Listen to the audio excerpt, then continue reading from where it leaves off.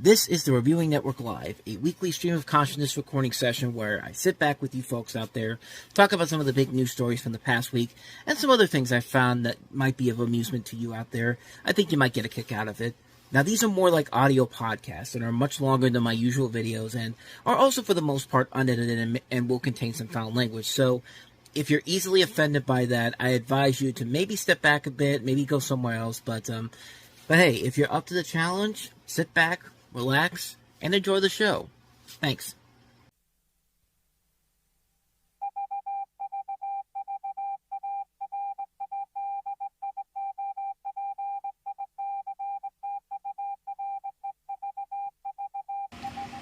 And for the 39th time, we are alive. Hello, everybody, and welcome to another episode of the Reviewing Network Live on this Memorial Day weekend. Tomorrow's Memorial Day.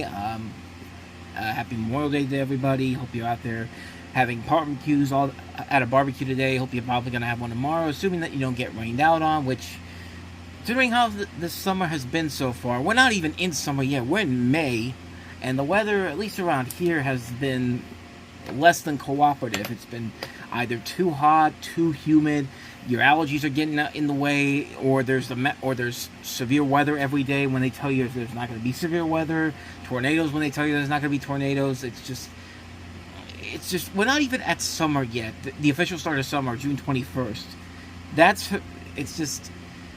You're not here to hear me talk about the weather. But besides, we've got a lot of stories to cover this week. Bigger than usual. I mean, a wide arrangement of different news stories all over this week in the entertainment spectrum. But of course, before we do that, let's begin our conversation by taking a look at the weekend box office, which is a story in its own rights, and maybe not the story Hollywood wanted to tell this week. And we'll delve into that as we get to the top two films. But we've got a history-making weekend here, people, and not in the best kind of way possible. So let's just go ahead and dive on into it. We'll do the top five as usual. We start with number 5, which is The Fall Guy, which still hanging in there, dropping a mere 29% from last week, $5.9 million this weekend for a total gross of $72.2 million. The worldwide gross for this film so far is $145 million, which is right around the budget of the film. And Universal and everyone's wondering, well, why didn't this movie do so well? I mean, we set it up as the movie to start the summer off with, which was your first mistake right there. But how come this movie isn't doing well? How come we aren't making the money that we thought we were going to make on this? Well, gee, when you say you're going to put a movie out on VOD 17 days after it comes out, people are going to think, we could go see this in a theater, but it's going to be available to stream on digital in about 2 weeks. So why don't we just wait for that? And I really don't understand why people are so confused by this. Like, why is this movie doing so well? Well, there you go, right there. You want people to see the movie in theaters? Stop waiting 17 days between the theatrical release and a streaming release. Let the film play out in theaters. I mean, it's not that hard to do, especially considering this is a good movie. The Fall Guy is a good movie. But, nope. They're still they're not going to... But no, don't blame the 17-day VOD strategy you have. No, blame it on everything else. There's so many excuses I've heard for why this movie didn't do so well, when the blindingly obvious is that it's one, it's a 17-day VOD thing, and 2, The Fall Guy was not the movie to start the summer movie season off. We don't start a movie season off with a film like this. It's a good movie. It's a really good movie, don't get me wrong, but still, just no excuse for that whatsoever. The number 4 film, though, probably would have been a better start for the weekend, for the summer movie season, because it's the only one that's actually been doing well, and that's Kingdom of the Planet of the Apes, the big blockbuster that's been doing well so far. Dropping 47% from last week, $13.4 million after 3 weeks, bringing its gross up to $122.8 million. The budget on this is the worldwide gross on this is $298 million, so it's closing in on $300 million. I can't remember what the budget on this was. It's getting close to it, if I'm not mistaken. Yeah, it's getting close to it, $160 million, so they're going to make the budget back on this pretty quickly. Considering that there's a lack of big new releases coming up for at least the next week, so it'll at least have the next 2 weeks to try to get to that $160 million budget. But it's a hit. I'm assuming it's a hit, and hopefully we're going to see more of these movies. But yeah, so that's Kingdom of the Planet of the Apes. Let's go to the number 3 film this week, which is the number 1 movie from last week, and that is If, which brought in $16.1 million, 52% dropout from last week, bringing its 2-week gross up to $58.6 million. If you take in worldwide grosses, it's already over $103 million. The budget on this is $110 million, so it'll at least make its budget back. And I don't know if it's gonna. I don't know how well it's gonna do here domestically, considering that we're kind of getting into the trend of family films coming up with the number 2 movie we're gonna look at in just a second, and then 2 weeks from now we've got Inside Out 2. So it's still too early to tell whether or not this is considered is an underperformer or not. I think it's gonna be too close to call on this one. If it can still have the legs and it can benefit from the Memorial Day weekend tomorrow, it'll probably do well enough to get it at least past the budgetary mark. But I still really like the movie a lot. So I think it's definitely one of the better movies of the year, easily. At least that's my opinion. But let's get to the most interesting story of the week: the number 2 and the number 1 film, because it's literally a back and forth with some saying that the number 2 movie I'm about to talk about could end up being the number 1 movie of the weekend when you account for Memorial Day numbers. However, it's currently a number 2, and that is, of course, the Garfield movie. First new family release to come out since Kung Fu Panda 4, animated movie to come out since Kung Fu Panda 4. 3-day gross so far is up to $24.7 million. If you add in Memorial Day weekend, it's at $31.8 million. They don't have the estimates for the number 1 movie that we're going to get to, but I'm not going to say what the budget is on this yet. I will say the worldwide gross so far, if you take in international grosses, which it premiered a couple weeks ago, so it's already up to $66 million internationally. Worldwide, it's $98.2 million, so it's going to get close to the $100 million mark before it even gets to a week here in the U.S. But like I said, I'm not going to delve into the budget just yet, because I want to talk about this compared to the number 1 movie, which is Furiosa, a Mad Max saga. Of course, the follow-up to Mad Max Fury Road, the prequel to Mad Max Fury Road, brought in $25.5 million. If you take in worldwide grosses, it's up to $58.8 million. So there's been a lot of questions on the box office this particular weekend, and like I said before, we are experiencing a history-making weekend, and not in the best way, shape, or form, because this is the lowest-grossing Memorial Day weekend in decades. Like, it's the worst it's the worst in 40 years. Put it this way, according to Deadline Hollywood, the last time a film grossed in the vicinity of between $24 and $31 million, you have to go back to the 1980s with Return of the Jedi and Indiana Jones and The Last Crusade. And it's actually the lowest number 1 opening weekend for a Memorial Day weekend in 29 years. The last time it bottomed out was when Casper came out in 1995, which brought in $22 million on its opening weekend. So either way you look at it, it's a history-making. It's a history-making weekend in a bad kind of way, because you've got 2 movies here that are movies that should be big hits. They're both films based off of existing franchises with Mad Max and Garfield.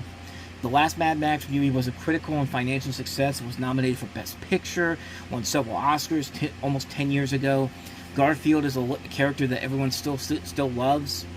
So, but here's where it gets very interesting.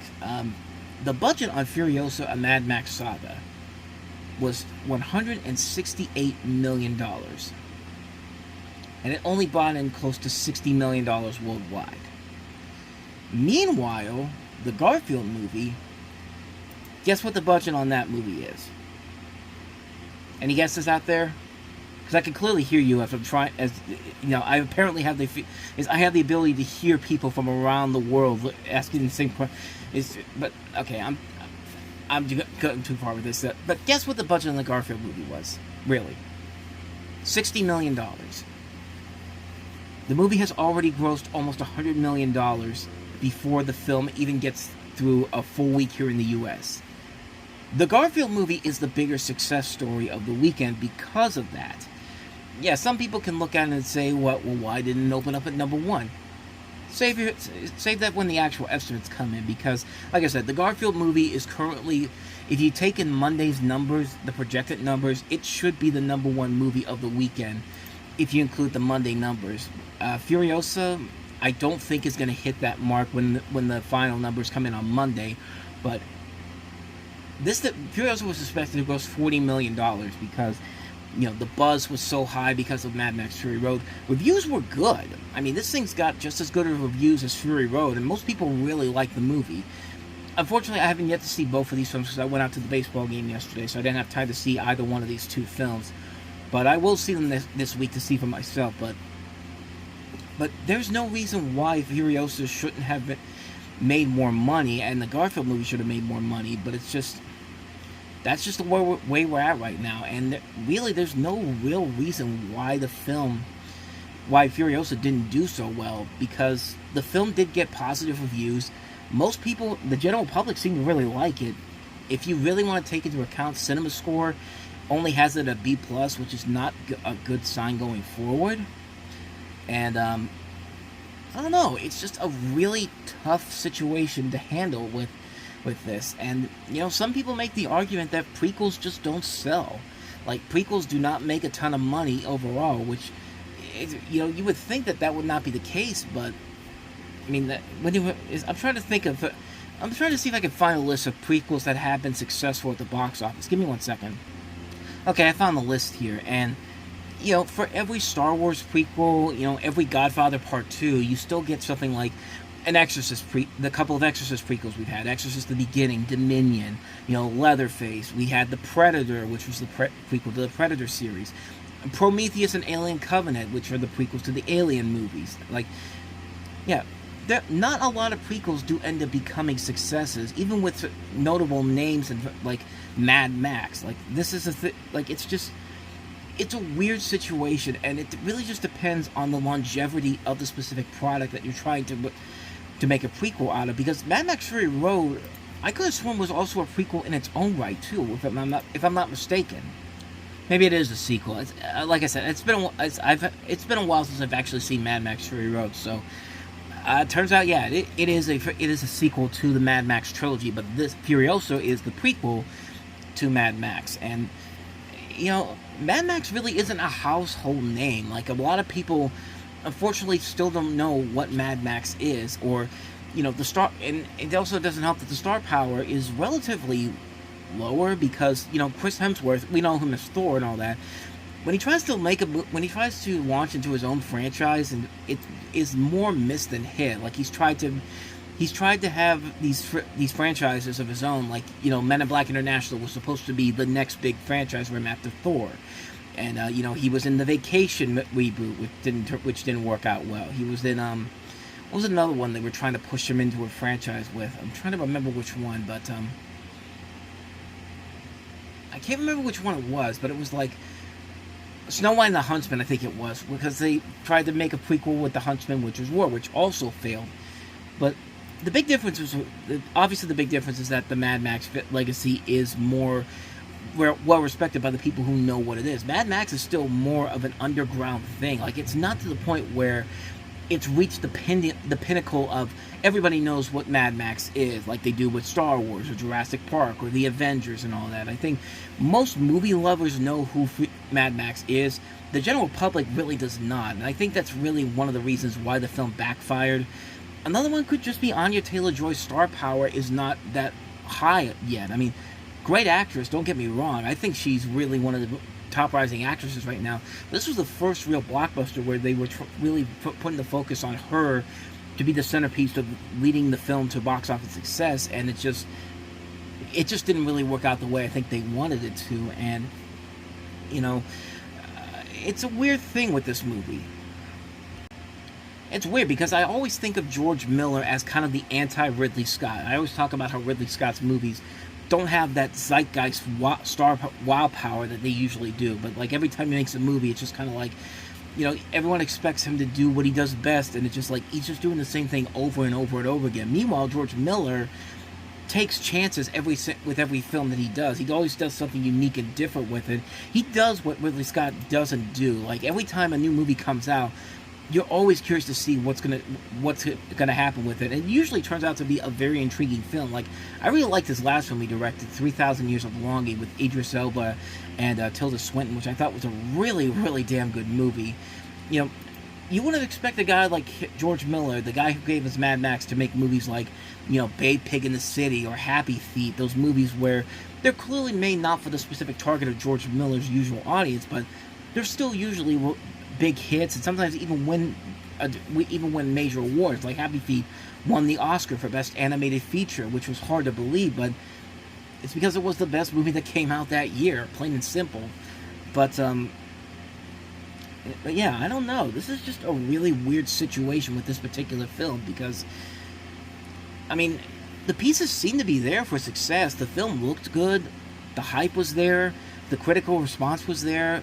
I guess the general public the general non-movie loving public went into this thinking that this was supposed to be something incredible, and they just didn't really get hooked into it, honestly. And it's just like, this honestly could be the big flop of the summer if this thing doesn't gain some traction over the next couple of weeks. And it should have some legs, especially considering next weekend there's literally nothing new coming out. So it's either going to be Furioso or the Garfield movie at the #1 spot again, because the next wide new release coming up is not even one that's getting a full release. It's the new Disney movie Young Woman in the Sea with Daisy Ridley, and even that's getting a limited release. It's not getting like a big release. We're not getting another big release film until Bad Boys Ride or Die comes out 2 weeks from now. So if this thing actually falls off more next week, then that's a huge problem for Furioso. And it's a situation where the Garfield movie could sweep in and be the #1 movie for official sake next week, if Furioso can't gain any traction. But if I'm Warner Brothers right now, I am literally like, I'm in desperation mode right now, because you spent $168 million on this movie. You should not be making just $60 million in your first 3 days of release. It's just like, it's not looking good for this film, unfortunately, and hopefully, but you never know. Maybe this is just a low start for a film that could make its money back later on. I mean, think back to Mad Max Fury Road. Mad Max Fury Road didn't open at #1 when that came out, but that's only because it lost out to Pitch Perfect 2, which was a much bigger hit at first, and then as the weeks went on, it did eventually gain traction and actually made more money, but it actually did turn in a profit for the studio, even though the losses on that movie was $24 to $40 million according to the Hollywood Reporter. I can't imagine what the net losses on this film's going to be if it can't get any traction whatsoever. But so yeah, that's the big story of the weekend. Is that we saw history this weekend with the lowest Memorial Day opening weekend, the lowest Memorial Day weekend in total in over 30 years, not including COVID years. But this is just not a good start for the good sign here, and for the summer in general. That's very disheartening, considering that this last month has been mostly underwhelming in terms of the numbers. The movies may have turned out to be great overall, but the numbers aren't showing it. And you know, we've got June coming up with Bad Boys Ride or Die. Inside Out 2 is probably the first real chance for a movie to gross $100 million in its opening weekend, and that's a movie that is a highly expected film, a film that's expected to do well. But will it hit that $100 million mark? Because after that, nothing really is jumping out here as something that should make that money, except until we get to July, because the next week the big new release is an independent film, The Bike Riders, and the new Yorgo Lanthimos movie Kinds of Kindness. And then on June 28th, I'm trying to remember what comes out on the 28th. What comes out on the 28th? On 28th, we have A Quiet Place Day 1. And then after that, the next one that after Inside Out 2 that could make a ton of money is Despicable Me 4. So yeah, we need to get some hits here pretty fast here, or else we're going to have some serious questions about the box office going into the crux of the summer movie season, because right now the box office numbers are definitely not showing up for the movies that are actually good, but nobody's just really coming out to see them pretty much. So yeah, that's the weekend box office. Disappointing to say the least. It's certainly going to be a topic of discussion coming up in the next couple of weeks if it doesn't get any better anytime soon. So with that said, we've got a ton of stories to get to here, so let's not waste any more time. Let's just get to the first story that I have here, and that is Paramount is finally moving forward with a Star Trek movie, a new Star Trek feature, and they've got a notable name to do it. And unfortunately, it's a name that, when I first heard that, I thought, oh dear God, no, not him, anyone but him. But nope, Simon Kinberg, the longtime X-Men producer, is in talks to produce a new Star Trek feature for Paramount Pictures. I got the story here from the Hollywood Reporter. If all goes well, the door would open to him taking active creative roles on the rest of the storied franchise's film side. Alex Kurtzman and Akiva Goldsman are the main creative producers on Star Trek's television side. The project Kinberg would step into is already in very active development, with Toby Haynes, who directed episodes of the Star Wars series Andor, on board to direct a new feature, with Seth Grahame-Smith writing the script. The project is said to be set to decades before the events of the 2009 movie that was directed by J.J. Abrams, likely around modern times. It's said to involve the creation of the Starfleet and humankind's first contact with alien life. So, essentially, they're just doing the film version of Enterprise, pretty much, that show with Scott Bakula, because didn't Enterprise take place in modern times?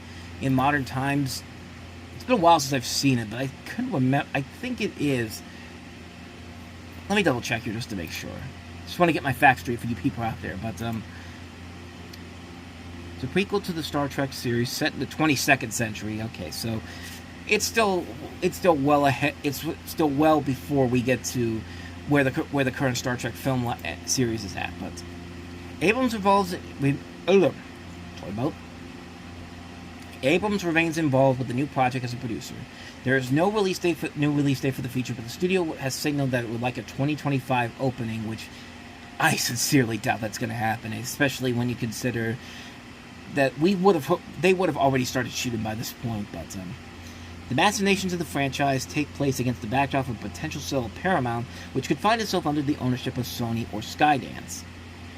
And Simon Kinberg is a guy that, that's a guy that clearly has dropped his name has dropped consistently since since he took over the Star Trek, the X-Men series, because of course he gave us the greatness that was X-Men Dark Phoenix, who also he directed it and he wrote it, and that turned out great.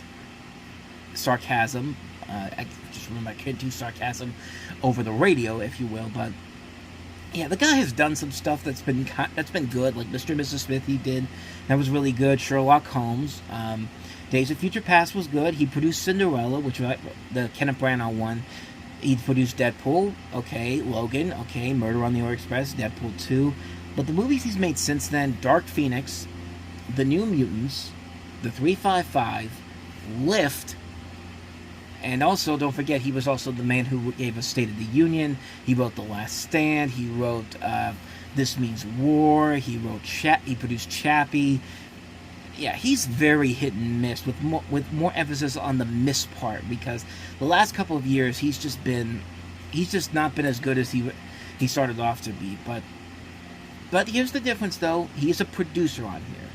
Producer doesn't really, producer doesn't really mean a whole lot. If he's writing the script, I'd be a little bit more concerned, but just the fact that his name was attached to this just gives me a lot of worries about where this thing is going to go. But again, he's just a producer.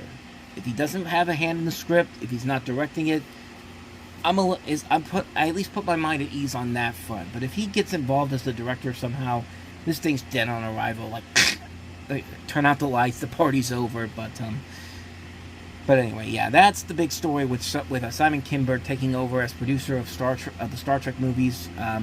Hopefully, we'll get to see a new one going forward and see what they do with this prequel idea. But so with that said, let's get to story number 2, and that is Disney pushing aside the recent wrath of live-action reboots of their animated classics and going back to what worked the first time, taking stuff from the theme parks and turning it into movies. We had it with Pirates of the Caribbean 20 years ago, and now the tradition continues, or is brought back once again, if you will, by the news that Disney is going to make a movie treatment version of Club 33. Now, if you don't know what Club 33 is, it's the exclusive dining club inside of Disneyland, and Disney is making a movie off of it. Darren Lemke, who has written such family films as Goosebumps starring Jack Black and Shazam, has been tapped to pen the script set in the fantastical world about the club. Deadpool and Wolverine director Sean Levy, Dan Levine, and Dan Cohen are producing through 21 Labs Entertainment, the prolific banner behind Stranger Things and the recent Holocaust drama All the Light We Cannot See. The project is set to exude the tone and vibes of Clue and Night at the Museum, Levy's own fantasy adventure trilogy, set in the museum and featuring exhibits and historical figures coming to life. For Club 33, the story centers around a young aspiring detective who receives a mysterious invite to the highly secretive Club 33. In this case, it's a magical and exclusive dining club whose members are the greatest and most iconic figures from across history. When a murder is committed on the premises, the patrons look to the young detective to solve it. Club 33 is the latest attempt at Disney to seek screen inspiration from its theme parks.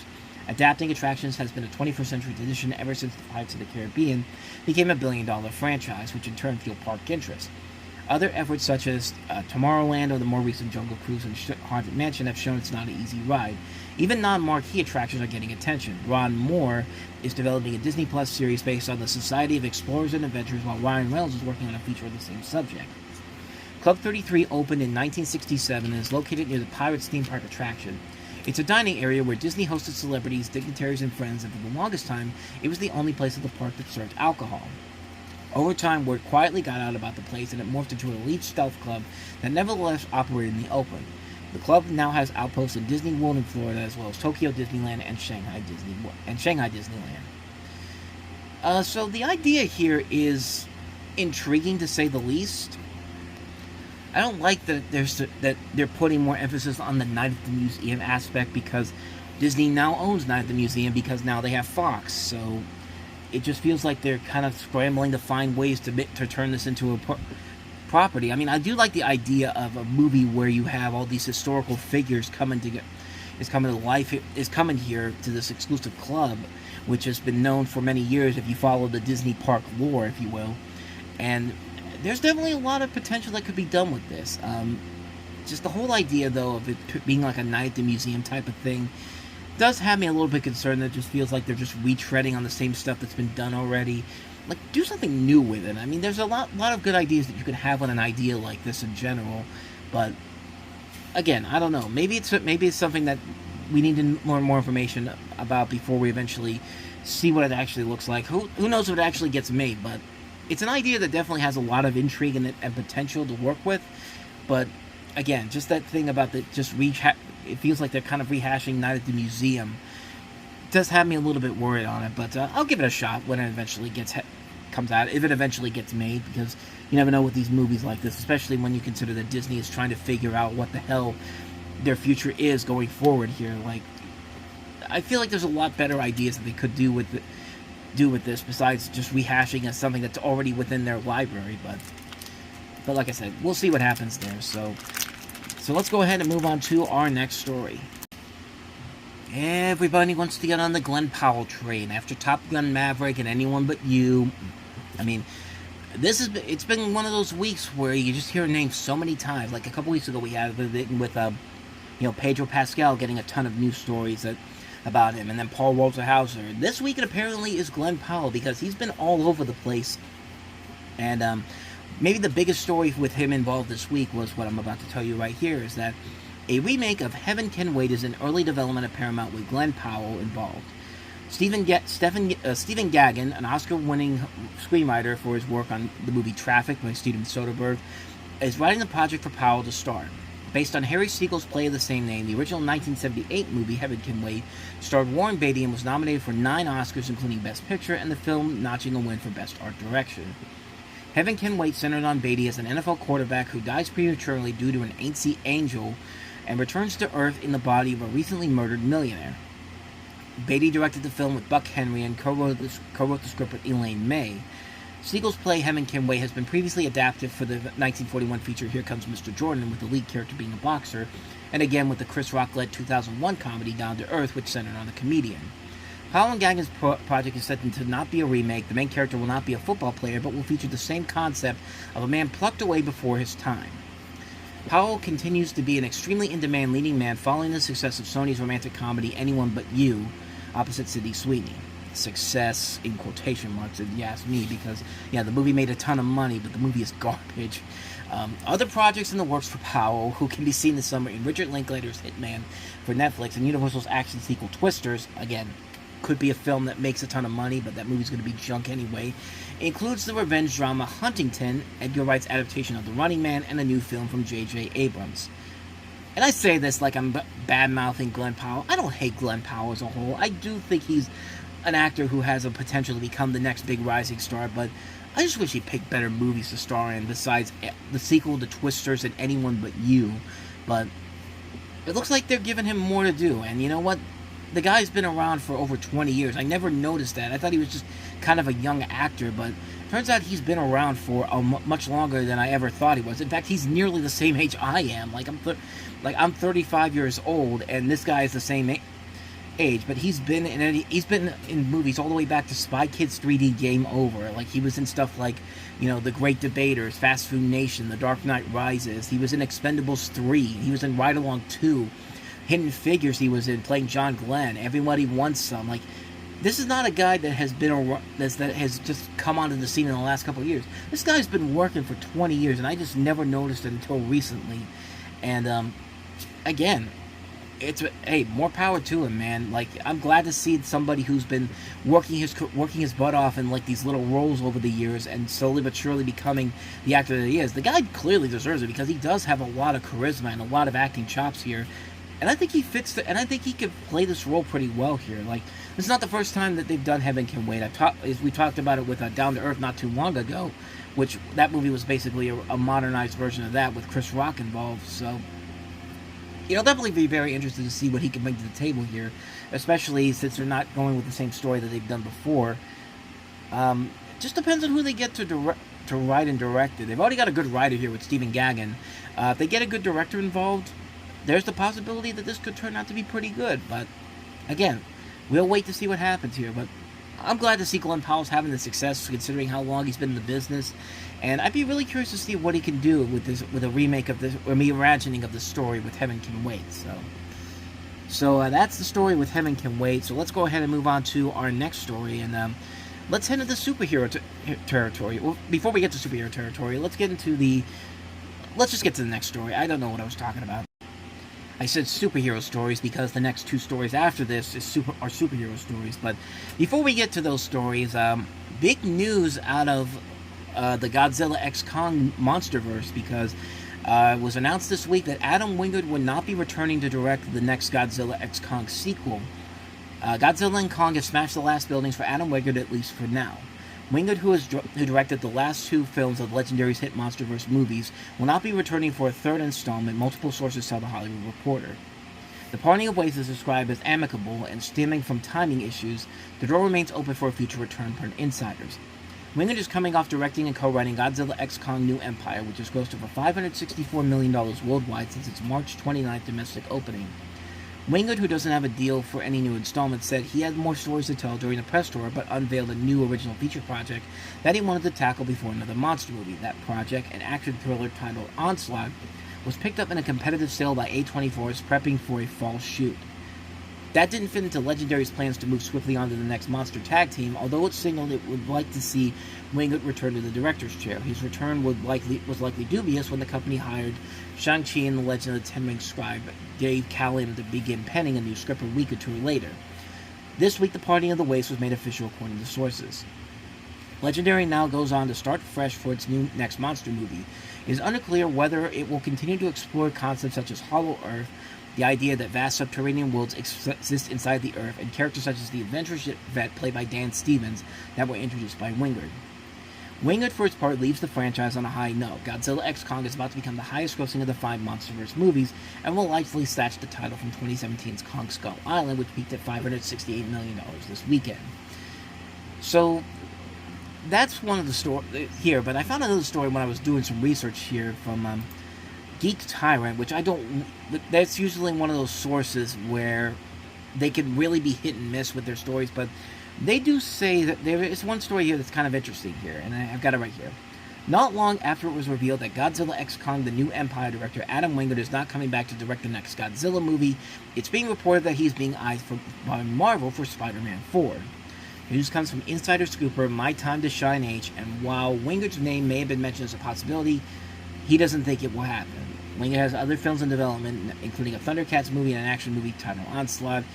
So again, take that with a grain of salt, but it's not a bad choice it would not be a bad choice for him to come in and direct that. But getting back to Godzilla X Kong, though, I don't know about anybody else, but there was a recent Godzilla movie that came out not too long ago called Godzilla -1. You might have seen it. It won. It actually became the first Godzilla movie to win Oscar for Godzilla in the Best Foreign Language Film category.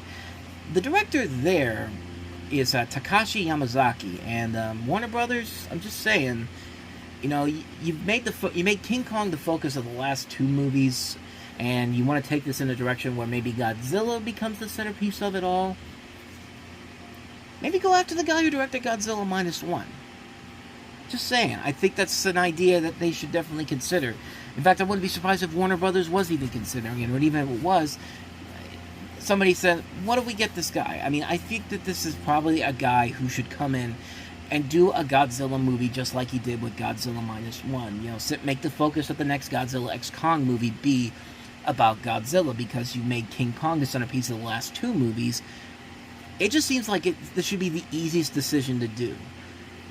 At least in my opinion, I think it's the easiest decision to do. But knowing Warner Brothers, they're probably just like, well, we could go with him, but you know what? We want to go get is a director that has never directed a blockbuster before, because that worked so well before. I mean, it's going to work when Twisters comes out with it. It's when we got the director of Minari. But who should make this movie? How about Justine Triet, the director of Anatomy of a Fall? How about Yorgos Lanthimos, the director of Poor Things, which, truth be told, that probably would be a good idea, but I just have a feeling they're going to go down the same route they always go down. They always get a director who has never directed a blockbuster before, give him a big project like this, and when it fails, it's just like, well, maybe you were just not the right choice to direct in the first place. Like, but you hired these people. That's what happened with Ang Lee when he directed The Hulk. That's what happened with John Woo after Mission Impossible 2. Like, those are the type of things that could make or break a director.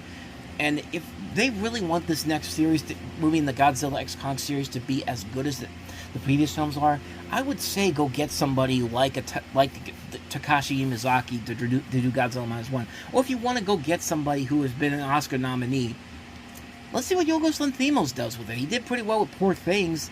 I mean, he's the type of director who can make weird, could really look cool, and make it look stylish and visually pleasing to look at. So, if they're not going to go with the director of Godzilla -1, that's probably my second choice, Yorgos Lanthimos, to direct it. But I just know they're going to go get somebody who has never directed a big blockbuster before and just says, here's the keys, see if you can make something out of it. And then it just fails miserably, and then they blame them and ruin their careers by that. Excuse me. But, yeah, it's just, I don't know. I'm just afraid they're going to go down that route. But Warner Brothers, I'm telling you, if you want to get a director to do this next Godzilla X Kong movie, I would really consider Takashi Yamazaki to do it. Look at what he did with Godzilla -1. If he can bring human characters that we actually give a shit about in Godzilla X Kong, I think that this is something that could easily be the biggest hit of the entire series. Like just get it done. I think that what have you really got to lose with this? Honestly, like what happens? The guy goes back to Japan and actually goes back and makes more Godzilla movies the way they should be, but I digress. So let's go ahead now and move on to those superhero storylines I was talking about earlier. So with X-Men 97 now officially over, now the focus can be put on what Marvel Studios does next with X-Men, and this week we got a major step in the right direction for a Marvel Studios X-Men movie to finally get off the ground, because this week they finally got a writer to put pen a script for it. This is, of course, from the Hollywood Reporter. Marvel Studios' X-Men movie is gaining momentum as the project lands a writer. Michael Leslie, who's known for his works on the series The Little Drummer Girl and the recent prequel feature The Hunger Games: The Ballad of Songbirds and Snakes, is in talks to pen the new film focused on Marvel Comics' iconic mutant team. The Hollywood Reporter has confirmed the feature does not currently have a release date or director attached. X-Men remains a popular property for Disney, Following the recent successes of well-reviewed Disney Plus animated series X-Men '97, the show is a reboot of the fondly remembered X-Men the Animated Series. The team that made its comics debut in 1963 from creators Stan Lee and Jack Kirby. Its first feature film arrived in 2000 with 20th Century Fox's X-Men from director Bryan Singer. 2 sequels followed, with the team getting rebooted for the prequel film First Class, and so on and so forth.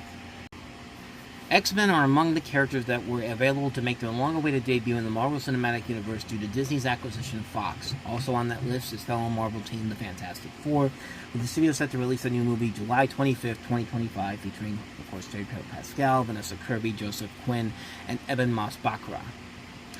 So, of course, X-Men fever right now is at a high right now because, of course, X-Men '97 is coming on the air now, and we got Wolverine and Deadpool and Wolverine, so it's really not surprising to see that this is eventually finally moving forward, and it's about damn time, too. Let's see what the X-Men look like in the Marvel Cinematic Universe. I mean, I'm really excited to see what direction they go with this. I mean, it just really...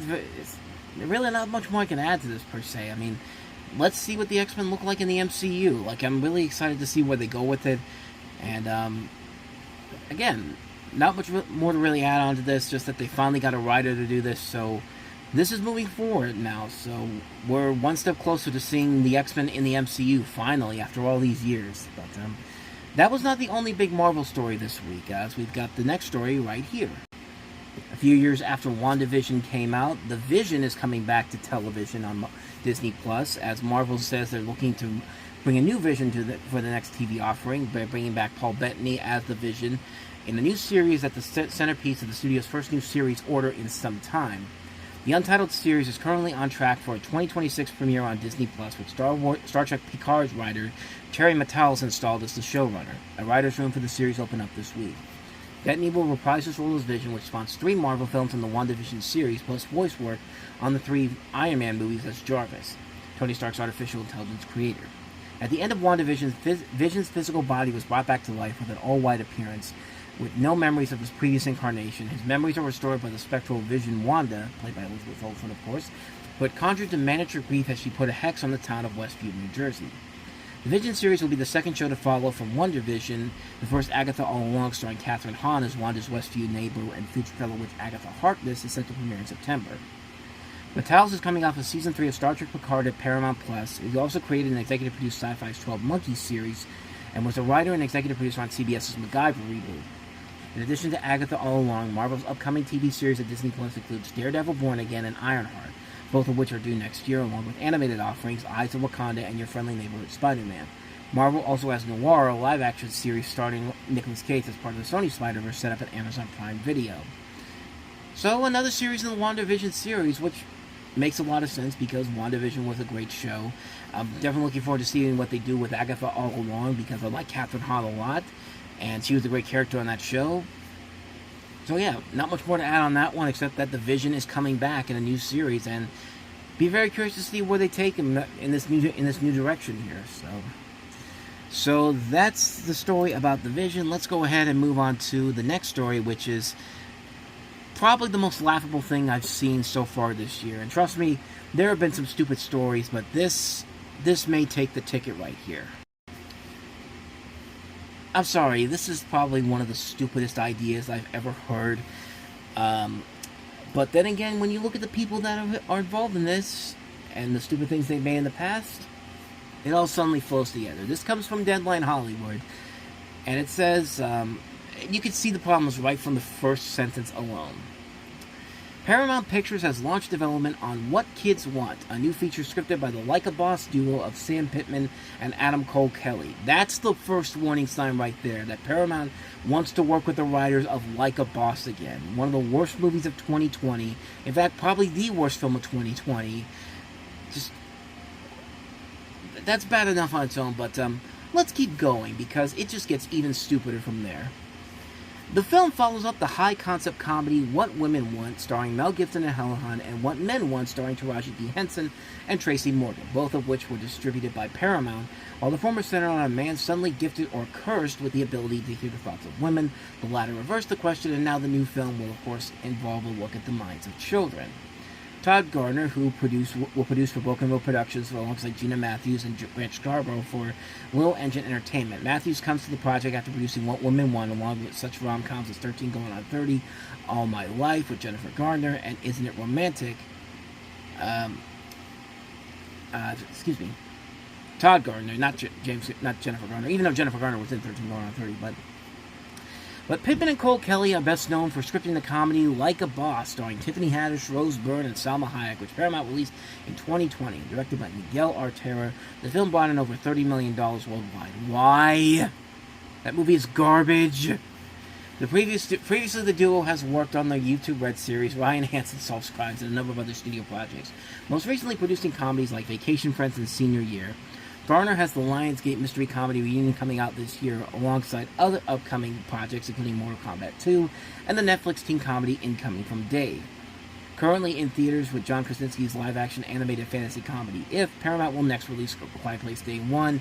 Other theatrical titles coming from the studio include Transformers 1, the sequel to Smile, Gladiator 2, Sonic the Hedgehog 3, and Better Man, which I don't know why they had to list Paramount's entire filmography for 2024, but the bottom line is that this is one of the stupidest ideas I've ever heard. Let's take a series that started off with two R-rated... these are two R-rated comedies, What Men Want and What Women Want. Or the latter, What Women Want and What Men Want. Let's take an R-rated comedy, two R-rated comedies, and let's make a film for the families to go see. Because, you know, kids that are 12 years old clearly know what Women Want are, clearly know what Men Want is. I mean, like, it just makes too much sense. And how stupid this whole thing is. Like, this isn't like back in the day when you had, you know, the R-rated Rambo on RoboCop leading into Saturday morning TV shows for kids. I mean, even though kids were too young to see RoboCop and Rambo, they still stuck their way to see it. And even then, they knew who RoboCop and Rambo were. They're action heroes going after the bad guys. This is absolutely stupid because it's just like, let's take a look at a movie that takes place in the minds of children. It's just like, gee, that hasn't been done before, except for that movie Look Who's Talking.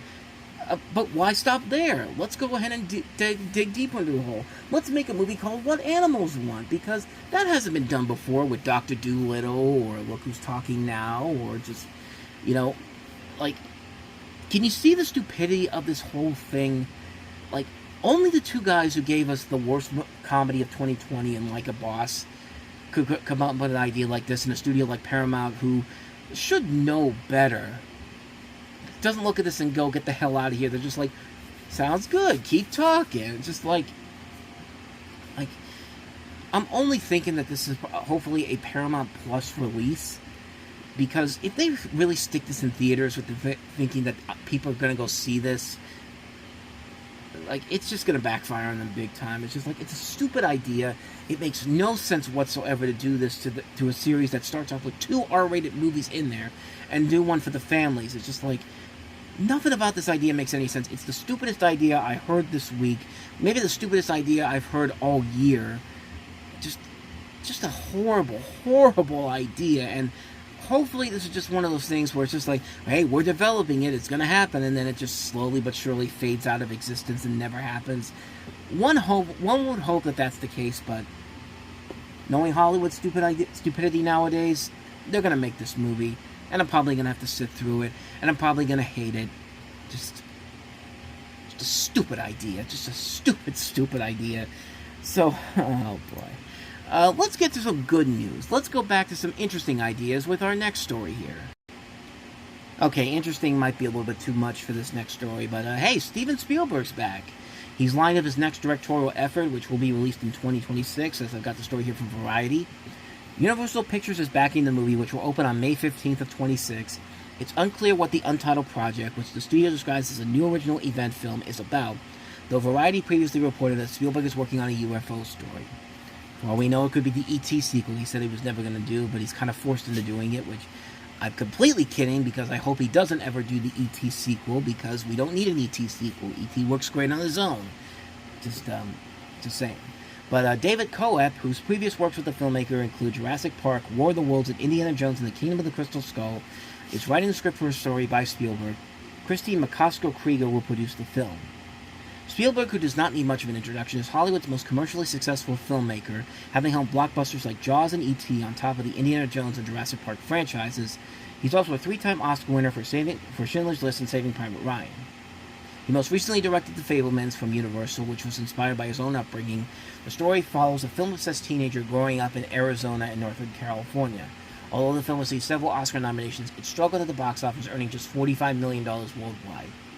Spielberg's film before that, 2021's West Side Story, also hit the wrong notes at the box office with $76 million globally against its $100 million budget. Musical adaptation hit the big screen as COVID was surging, which didn't help, but post-pandemic movie-going habits haven't been kind to films aimed at older audiences. As movie theaters crawl towards a comeback, Spielberg will perhaps reclaim his crown as the king of the summer blockbusters, which The Fabelmans and West Side Stories are great movies, despite the fact that nobody went to go see them in theaters, which I blast every single one of you for not doing that. But I'm curious to see what he does with this new film. Let me see if I can find out more about this UFO story he's been working on. Let's see if I can find it here. Had to look deep into the link that they have here. It's not really, and it doesn't really seem like it's that much either. For his part, Spielberg, 77, is also staying busy. He will likely make his next project a UFO film based off of his original idea. David Koper's writing the screenplay, so again, it's not really that much there to go off of, but knowing Steven Spielberg, he will usually turn in something very good, for the most part. Sometimes it doesn't work out, but even then, it's not because the movie is bad, it's just not as good as I think he wants it to be. I still trust him than I do with most directors. Like, I trust him more than Ridley Scott. I mean, I trust him more than George Lucas. That's not really saying a whole lot, but that just goes to show what Steven Spielberg's legacy has been and will continue to be as the premier director until the day he finally retires or ends up passing away, which hopefully won't be anytime soon. I'm definitely looking forward to seeing what he does next with his next film. Speaking of next films, let's talk about the next Knives Out movie. Benoit Blanc is back on the scene with the news this week of the new third Knives Out movie from director Rian Johnson. It's got a new title out. It's called Wake Up Dead Man, which is based off of which the title comes from a song by U2. But I don't know. The first time I heard it, for some reason I kept thinking of the Cheer Up Charlie song from Willy Wonka and the Chocolate Factory. I just kept singing it in my head. Wake up, dead man, like that type of thing. But back to the story. Rian Johnson announced the title with a 2025 release date and a teaser posted to X on Friday morning. In the beginning, the knives came out, then behold, the glass was shattered, but now my most dangerous case yet is about to be revealed, as Daniel Craig narrates in the 45-second video referencing the first two titles of the Murder Mysteries franchises, Knives Out and Glass Onion. I'll show you that. I'll let you hear that in just a second, but Wake Up Dead Man will be distributed by Netflix as part of Johnson's 2-sequel deal with the streamer worth $450 million. Despite the first film distributed by Lionsgate grossing $312 million at the global box office, Netflix put out Glass Onion with only a limited theatrical release, collecting a mere $13 million before launching it on streaming. Johnson set the internet a frenzy early Friday morning when he posted a photo of a Pokemon egg, signaling that something was about to hatch. No, he's not directing a Pokemon Go feature. About 10 minutes later, he followed up writing, I love everything about whodunits, but one of the things I love most is how malleable the genre is. There's a whole tonal spectrum from Carr to Christie, and getting to explore that range is one of the most exciting things about making Benoit Blanc movies. We're about to go into production on the third one, and I'm very excited to share the title, which gives a little hint of where it's going. Johnson has had his hand full. The writer-director behind Looper and Star Wars The Last Jedi is working on Season 2 of his Peacock mystery series Poker Face, and with his production partner Ram Bergman, he's recently signed a 2-picture deal at Warner Brothers where he'll oversee 2 more films.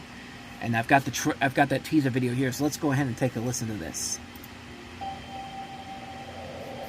In the beginning, the knives came out.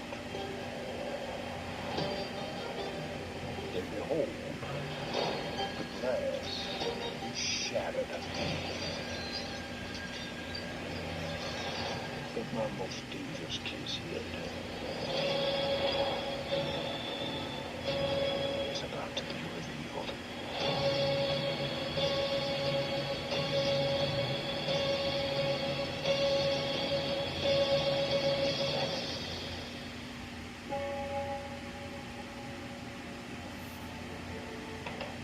So there you go. They show the title, Wake Up Dead Man. It says, Daniel Craig is back as Benoit Blanc, 2025. And that's pretty much it. We really don't know too much more about this until we actually get some news on news coming up, as well as who's going to be involved in it. So, either way, I'm looking forward to it. I really like the last Glass Onion movie. I like Knives Out. Just two great films on their own. Really looking forward to see what they do with that one. So that's the story revolving around Wake Up Dead Man. I almost forgot the title for a second, but so with that said, let's head out of the world of movies and go ahead and head into some sports news, because there was a couple of notable news stories in the world of sports that I wanted to talk about. Let's start with a story that got me really excited this week, because this is happening in my neck of the woods within the next couple of years. And if you don't know what the story is, it is the fact that that Pittsburgh is going to be the home of the 2026 NFL Draft.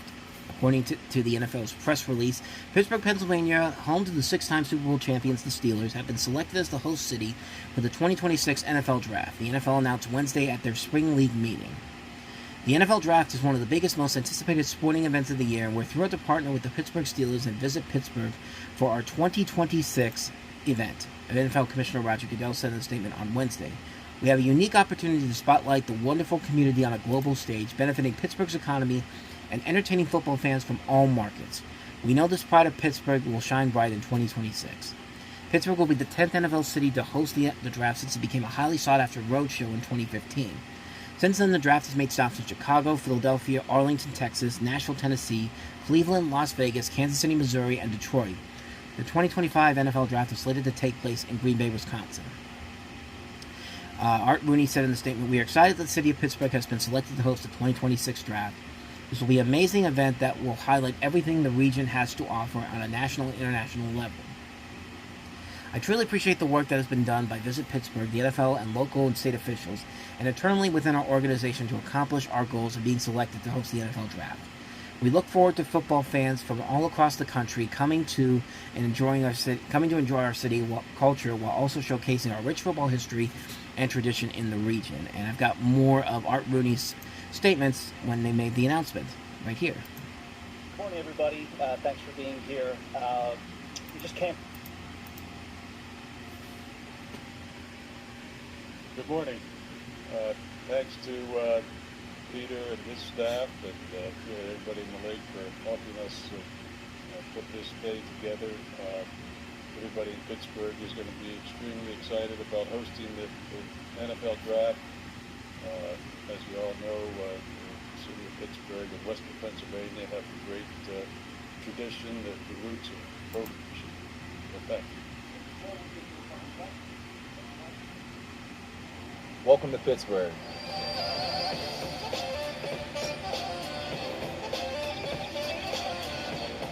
We saved you a seat. Make yourself at home.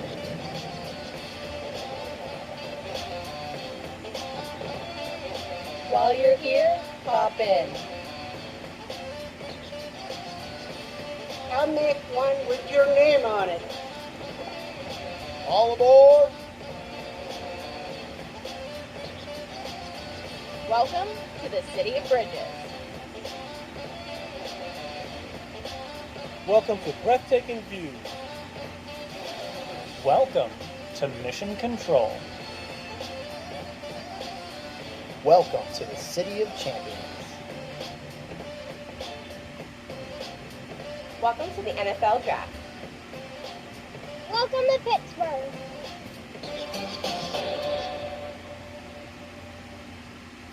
So that was just a little video they had. I guess that was the thing that they sold.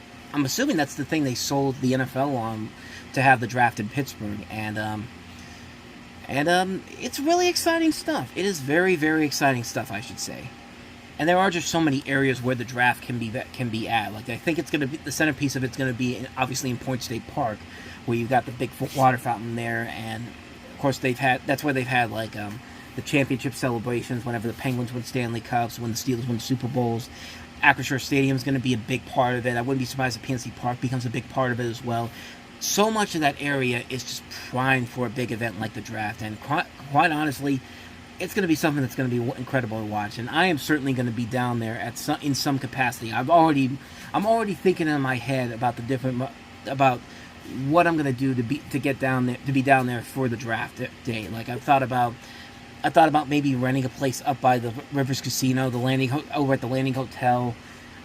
Start saving money up for that, so I can be down there for the majority of the draft, which will be, of course, on Thursday, Friday, and Saturday. But again, I can't really do anything about it now because, for one thing, the hotel doesn't have reservations ready until a year in advance, so I wouldn't be really looking into what the pricing situation is going to be until next year around this time, around like April 2025, May 2025. But that's my plan. I want to be down there for some capacity of it. Hopefully not. The hope is night one. The dream is probably to be there all weekend long, just to see how the city does that, because that's a once in a lifetime thing that just comes around every once in a while. And yes, I know it's going to be a lot of money to do such a thing, but that's why I'm saying I'm saving the money up now. My plan is to be down there in 2026 for the downtown for the NFL draft, because that's just one of those things where it's just like, that's just something that you can't afford to miss if you're in the Pittsburgh area. And seeing what they did in Detroit the last time, that's just like, it just gives me excitement to see what they're going to do with that. I just really can't wait for it. Can't wait for the draft coming here in 2026, and I will definitely be there for that in some capacity. Hopefully for the whole weekend, but that's my plan now, to be down there for the draft for that event. So let's continue on with the sports news with the latest updates on the NBA rights. So essentially, it's all but official that the NBA is going to come back to NBC. They haven't officially announced anything yet, but all the signs are literally pointing to this is definitely going to happen. Like, no confirmation was even more technically official than the story that the Hollywood Reporter came out with this week. But the story is that the Round Ball Rock revival on NBC, John Tesh re-recording Hoops Classic as NBA rights hunts heat up. And the story here is that it isn't yet clear whether NBC will walk away with the rights to the NBA games beginning next year. The league is still holding talks with current rights holder Warner Brothers Discovery, though NBC has made an aggressive bid for its package. And it's basically pretty much a certainty that NBC's in the driver's seat right now. It would take like a Christmas miracle for Warner Brothers to steal the rights from NBC, but one thing is now clear. Round Ball Rock will be making a comeback. The song, composed by John Tesh, was the anthem of the NBA on NBC from 1990 up until the network lost NBA rights in 2002. Tesh was a guest on the Dan Le Batard Show Tuesday, and he was asked whether the network had reached him out to re-license the song. They have actually, yeah, Tesh said when he was asked by the radio host about a reach out from the network. Nothing firm, but they said, hey, can you stay frosty on this, like a Navy SEALs thing. In fact, Tesh added that he was planning to re-record Round Ball Rock next month with a potential return to TV set for July, when NBC will host the 2024 Paris Olympics. We're actually talking right now about licensing it to them for the Olympics in Paris, which is always great. At the end of June, we're heading to Nashville. We've got a full orchestra on hold. We're going to re-record it. I think it still sounds great, but I wanted to make a few changes, maybe open up the middle. Maybe we'll send it to you guys. You could turn it into an EDM track. The return of Round Ball Rock to NBC, even if it's just for the Olympics, comes as the NBA is closing in on new TV rights deals. Current partner Disney and ESPN is said to have worked out a deal for the A package of games, including the NBA Finals on ABC, within its exclusive negotiating window.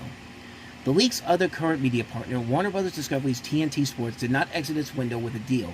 Subsequently, reports have indicated that Amazon has secured a deal for their C package of games, while NBC Sports making aggressive bids for the B package, offering more than twice than what WB is currently paying the league for fewer games. WBD is still in talks with the league, though if the NBC chooses NBC's offer, WBD may have the ability to match it. It was important enough for WBD to mention it at last week's upfront presentation in New York. This is TNT Sports Chairwoman Louise Silberwasser saying this. Before I close, I want to make a topic on everyone's mind, the NBA. We've enjoyed a successful partnership with the NBA for 40 years, and we look forward to another season after reaching an agreement that makes sense for all parties. NBC Sports it seems is already ready to rock, turning to Tesh and in the event that I cannot read right now. NBC Sports, it seems, is already ready to rock, turning to Tesh if the event they are able to bring the NBA back to its network and to Peacock, which, I mean, let's be honest, it's looking more and more likely that the NBA is coming back to NBC. I mean, they wouldn't be going to all this trouble just for it to just backfire at the last minute. I mean, it's looking like a clear formality that this is definitely going to happen at some point, and, you know, Whether it happens sooner rather than later, maybe after they announce after the conference finals, when they set the NBA finals up, and TNT has their last big thing of the year coming up within the next couple of days.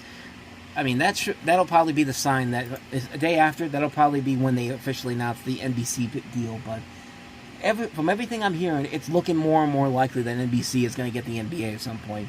But that doesn't mean apparently Warner Brothers is out of it. I think Warner Brothers is also looking to screw around with Amazon too when it comes to their NBA deals. Let me see if I can find that story for you.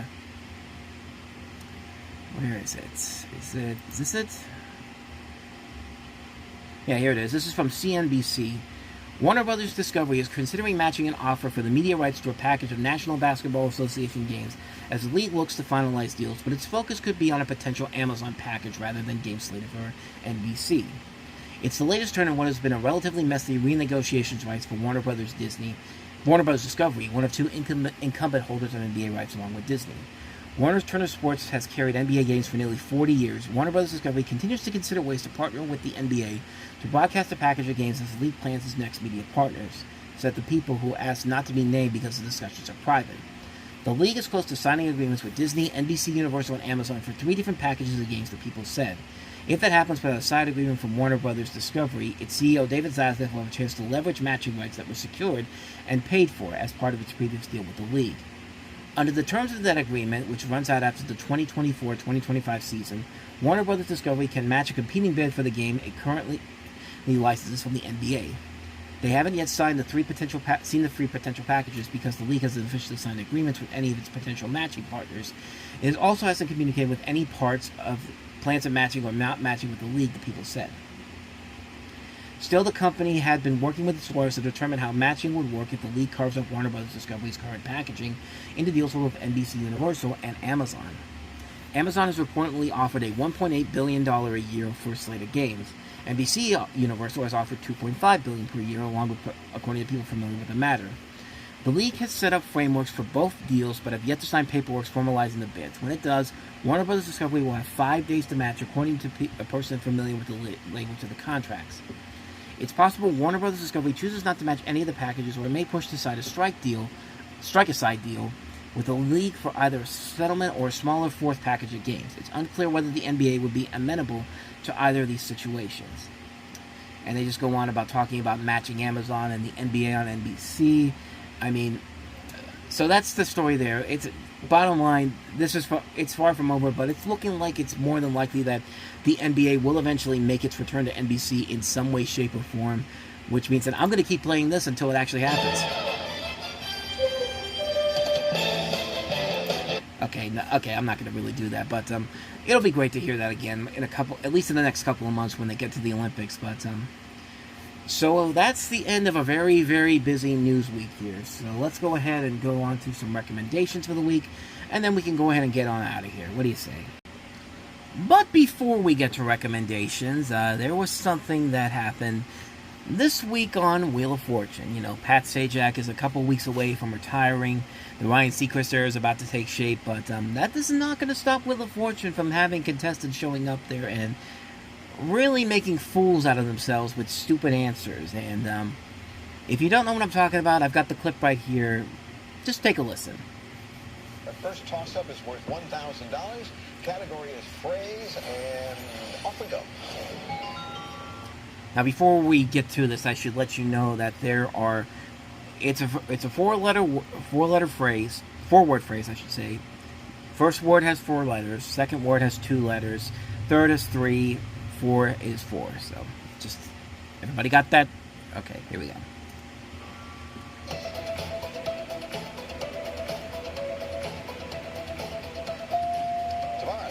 Right in the butt.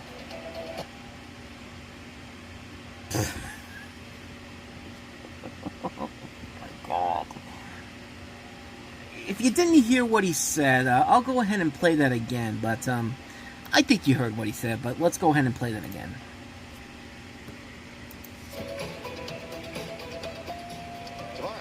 Right in the butt. He said right in the butt. Again, 4 letters in the first word. And last time I checked, right has 5 letters.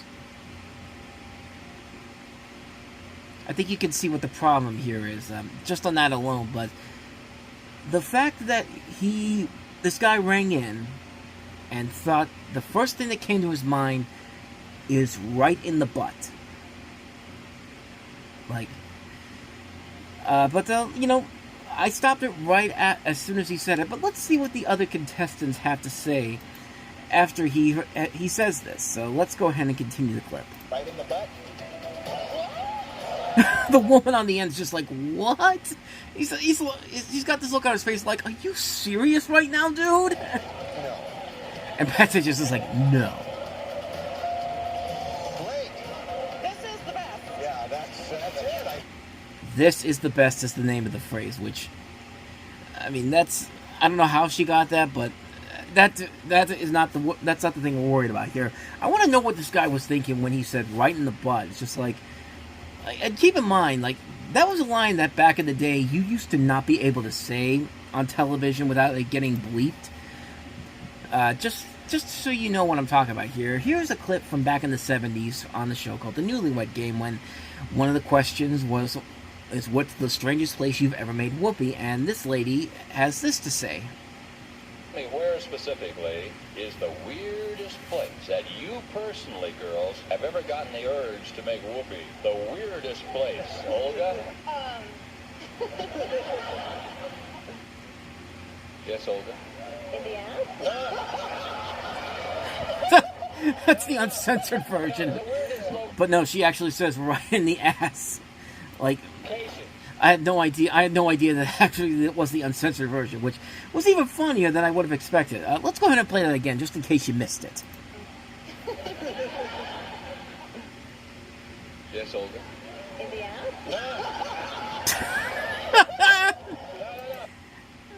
And Bobby is just like, no. Oh, but let's see if let me find the censored version so you get what I'm talking about. Weirdest place that you personally, girls, have ever gotten the urge to make whoopee?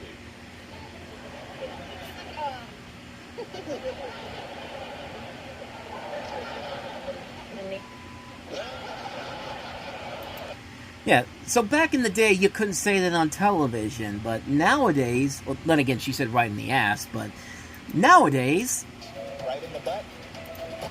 perfectly fine on Wheel of Fortune, apparently, but, you know, with Wheel of Fortune coming to an end, I should let you know that is, of course, not the first time a bad answer was put on Wheel of Fortune, and it certainly wouldn't be the last time either, so, let's go ahead and take a look at some of those classic Wheel of Fortune stupid answer moments. Let's go ahead and see if I can find some right here. Alright, so I found a video on, there's a couple videos here. One is from CNN. I guess Anderson Cooper, when he had a show, had a subject on this during the show, and he's looking at some videos called Wheel of Fortune's Epic Fails, and one of the first ones they show is a song lyric, and if you look at it, it says, you know, Surf City, here we come, but here's what this guy had to say. Like, for example, a song lyric.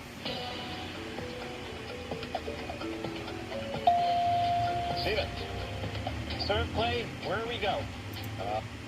Surf clay, there we go. Again, note that the third word there is supposed to be here. It's 4 letters, and he said there, 5 letters. And it only gets worse from there. So let's keep going. I Have the Wine by Johnny Cash? Yeah. The song is, of course, I Walk the Line by Johnny Cash, and she says, I have the wine. I think that's what she said. The Wine by Johnny Cash? I don't know, a tendency to trip people up. I Have the Wine by Johnny Cash? Yeah, I have the wine. Not correct. I'm sorry. Scott? Heat out on the highway. Yeah, everybody else? Well, that one's kind of not as bad. He said heat out on the highway when the song is called Head Out on the Highway. See, I happen to think Johnny Cash could have made I Have the Wine. I saw playing a practical move? Again, simple one right there. The category is fun and games, and the thing is called playing a practical joke, but it just says playing a practical move. No.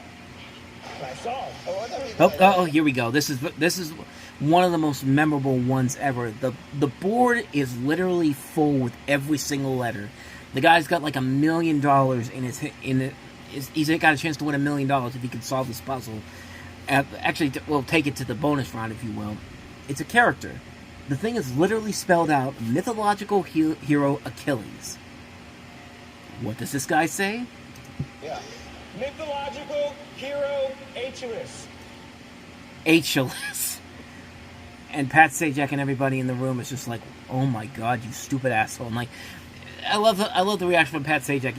Even he has this look on his face, like, did you really just say that, dude? Like he just did not want to be there at that point.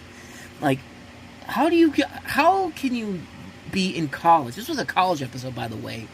How can you be a college student and not know how to say the word Achilles? Like, honestly. Gotta try that. Don, a handle on the dishes. No. Well, that one's a... On the spot dice spin. It's the same guy, too! It's the same guy in the next clip. The thing is, like, it's a, I think it's the final round, and he just said, on the spot dice pin. It's literally the same guy that said mythological hero Achilles. And I don't know what the puzzle is, but I just realized that's the same guy that said mythological hero Achilles. Good lord. Playing a practical move. Let's see if I can go to the other one here. This one is WatchMojo.com did a 20 Wheel of Fortune puzzle fails. And just going to run through these pretty quickly. We won't delve too much into them, but I just want you to hear some more of these because they're really freaking hilarious. So let's go to the first one here. Filled chocolate eclair, and the letters of the first word mustard-filled chocolate eclair. $1,500, Jay. What do you want to do? I'll solve. Go ahead. Mustard-filled chocolate eclair. You know.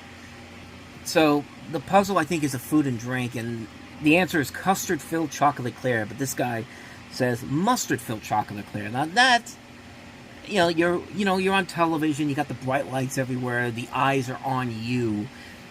And so, yeah, you can have a little brain fart here and there. So that one I don't think is that bad, per se. Like, it's just one of those moments where it's just like, you said it wrong, but at the same time, it's just like, I kind of get it. I'd probably do the same thing in that situation, too. But let's go on to the next one. Hasn't at least heard of that nifty device we use to power up our phones. This one is around the house, and you look at it and it says cell phone charger. But what does this guy say? Down letter. H. 2 H's. After correctly putting 2 H's on the board, and with the puzzle almost complete, Sam attempted the obvious solve. He got 2 words in and paused, however. Then this happened. Charter. See, that's the thing about Wheel of Fortune sometimes. It's like the simplest answers, like you're watching on TV, you think, oh my God, what the hell are you thinking? Just say the words. Like, it literally, you can look at it and say, oh, cell phone charger. But again, in that situation, when you're on television, on national TV like that, it'd be like, okay, I think I could be in that guy's situation and probably do the same thing too, make a flub like that. That one is not a big deal. Let me see if I can find some of the worst ones. Oh, okay, this is a good one. This is a good one here. The category, I think, is things, and the answer is obviously fingers and toes. And what does this guy decide to say? This guy who was in the Navy as well? Green realized he'd made a hilarious blunder as he too doubled over in laughter. Green.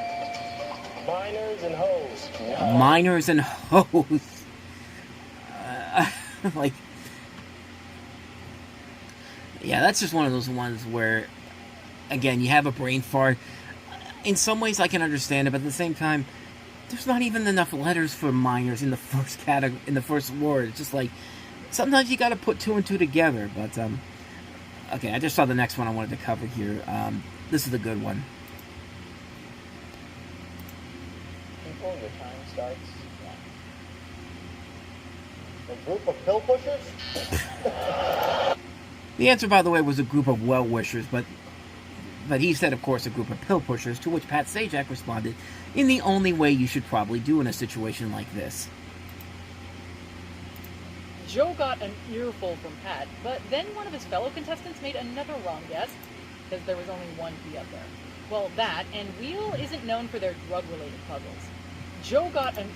Okay, they're not showing it here on Watch Mojo. Let me see if I can find what Pat Sajak said, because it is hilarious. Here it is. This is Wheel of Fortune, Joe! Oh, and apparently the guy after this also got it wrong. Also said something bad too, but it's just like not as bad as a group of pill pushers, but this is not good. Of Will Wishes. A group of well-wishers. Yeah. A group of Will Wishes. Let me see. Joe. A group of Will Wishes. A group of real wishes? What? Like, even Pat Sajak got this look on his face like, can I retire now? I mean, I know it's 20 plus years before I do it anyway, but it's just like I'm ready to just get out of here right now. Like, I've never seen Pat Sajak this frustrated before. And he's just like, okay, I'm out of here. Goodbye, everybody. Like, okay, so let's continue on here. All right, here's another one. The $3,000 toss-up was a thing, and the letters consisted of L, I, S, and H. This caused Edgar to buzz in with one of the best and most hilarious answers of all time. Edgar, fish love? Like, I mean, I really want to know, if you're on a game, when you're on national television, does your brain just, like, pause like that at times? Because it's just like, what part of your mental state makes you want to say fish love in a situation like this? Fish love is a thing, though, but it's obviously not the right answer. To Edgar's credit, the first board really does look like fish. Not to his credit, we don't think Wheel of Fortune would ever have fish love as one of its puzzles. The answer caused both Edgar and Pat to crack up. And the answer was wish list. That one makes sense. Let's see. Where do we go from here?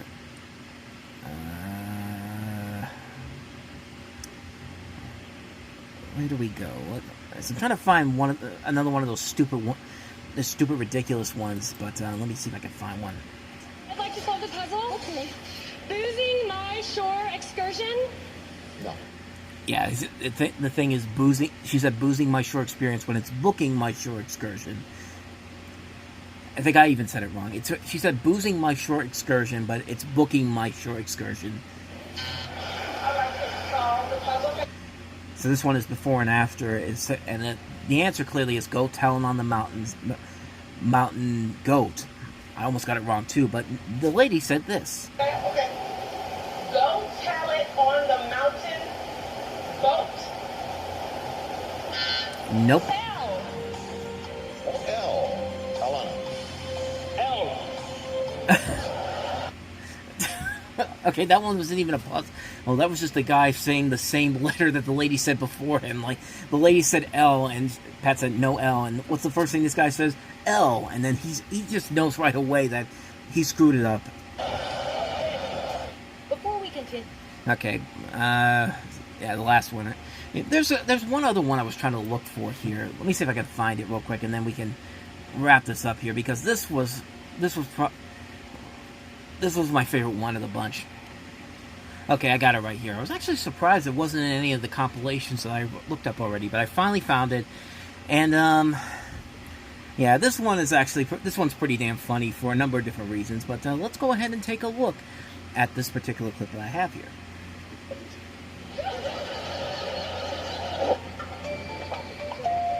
Karen Seed. Okay. Strawberry Lip Girls. No, that's... So it clearly says strawberry lip gloss, but this dude decides to say strawberry lip girls with his wife next to him. This was like a couples edition, and I'm sure there were some questions that they probably had to ask them.